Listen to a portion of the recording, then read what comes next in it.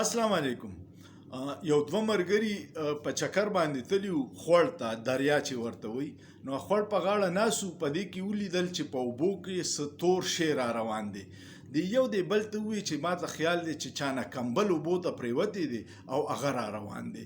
نو د ملګري ورته ووایي چې زه ورپسې وردانګم اوبو ته چې راوینیسم کمبل کور ته به یوسم.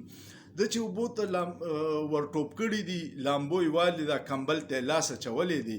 نو کمبل چې دی راکاږي، کمبل په اخوا زور کوي. دی حیران شو چې دا څه مسله ده. خو ملګری چې د په غاړه ولاړ دی نو ورته وویل لکه ته خو ډوبېږې، کمبل پرېږده. هغه ورته یو ډېر ښکلی اواز وکړو، اوس زه کمبل پرېږدم خو کمبل ما نه پرېږدي. هغه کمبل نه و، هغه میلو سر یې ډوب و، د میلو باندې ډېر ویښتي.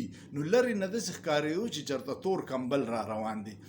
خبره مې دې پورې وکړه چې دا حکومت کم وردانګلي چې جوړ سمې مزې به وي، او اوس د مهنګایۍ او د نااهلۍ داسې یو میلو راټینګ کړي دي چې حکومت ځان تختی او هغه مهنګایۍ راټینګ کړي دي. هغه چا چې ورله دیکه ورکړې دا ورته وایي پرېږده اوس دا شی، خو هغه ورته وایي زه یې پرېږدم خو اوس ما نه پرېږدي.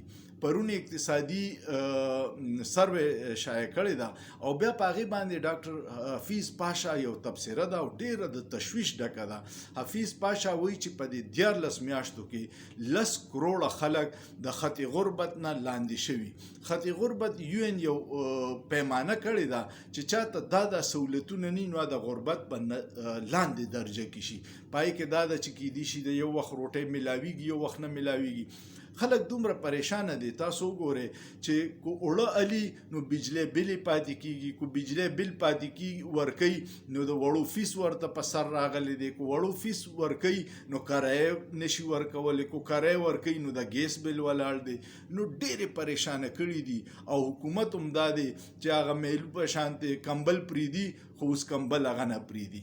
امید لرم ستاسو به ویډیو خوښه شوي. کمنټ پې وکړئ، دوستانو سره شیر کړئ، لایک ورکړئ او سوچ پې وکړئ. په سوچ کې څه ګناه نشته. شکریه.